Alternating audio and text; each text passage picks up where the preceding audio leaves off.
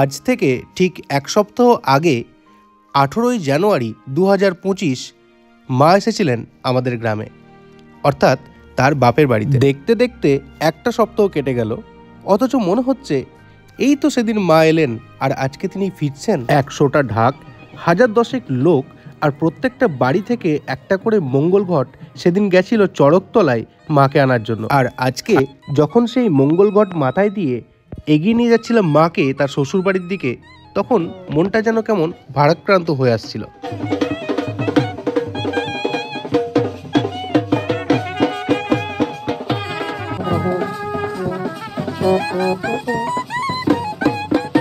দীর্ঘ 3 বছর পর মা এলেন তার বাপের বাড়িতে। পুজো আর্চা, ভোগ নিবেদন, মনসমঙ্গল গান, কোনো দিক দিয়ে গ্রামবাসীরা কিন্তু মায়ের আরাধনার জন্য এতটুকু খামতি রাখে। তার সাথে ছিল একদিন নুনপালা এবং 3 দিন নিরামিষ খাওয়ার ব্যাপার।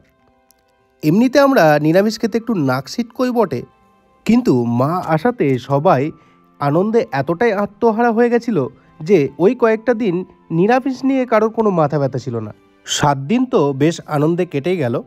তারপর এলো মায়ের বাড়ি ফেরার দিন।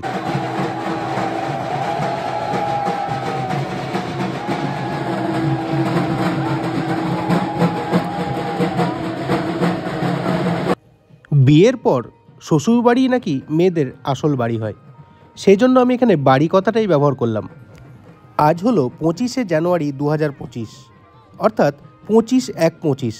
আজ মা ফিরছেন তার নিজের বাড়িতে, অর্থাৎ মাঠমহুলার বাড়িতে। তার জন্য সমস্ত গ্রামবাসী মিলে আজ আমরা চড়কতলা এগিয়ে চললাম মাকে তাদের শ্বশুরবাড়ির লোকের হাতে তুলে দেওয়ার জন্য।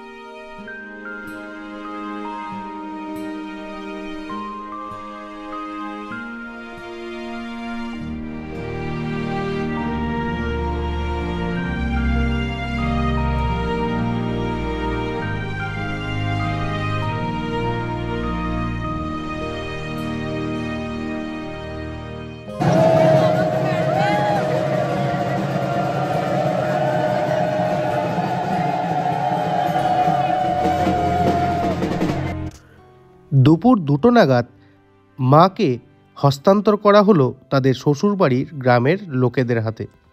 তাদের শ্বশুরবাড়ির লোকেরা অর্থাৎ মাঠমহুলার লোকেরা সেই দুপুর 10টা থেকে মায়ের জন্য অপেক্ষা করছিলেন। সেখানেও যে তিনি খুব ভালোভাবে সমাদৃত হন সেটা বলার অপেক্ষা রাখে না। এভাবেই প্রত্যেকটা মেয়ে তার শ্বশুরবাড়িতে সমাদৃত হোক এই আশা রাখব। অবশেষে মাকে শিয়ব জানিয়ে মঙ্গল ঘট বিসর্জন করার পালা। প্রত্যেকটা গ্রামবাসীর মন কিন্তু ভারাক্রান্ত। এইভাবেই অতিথিরা একদিন তাদের নিজের বাড়িতে চলে যান। যাই হোক, মা সেখানে ভালো থাকুন, সুস্থ থাকুন এবং তার আশীর্বাদ আমাদের প্রত্যেকের ওপর বর্ষিত হোক।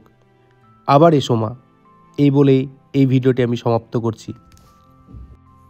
আমার এই ভিডিওটি যদি আপনাদের ভালো লেগে থাকে তাহলে অবশ্যই লাইক, শেয়ার, কমেন্ট এবং চ্যানেলটিকে সাবস্ক্রাইব করে আমাদেরকে সহযোগিতা করবেন। ধন্যবাদ।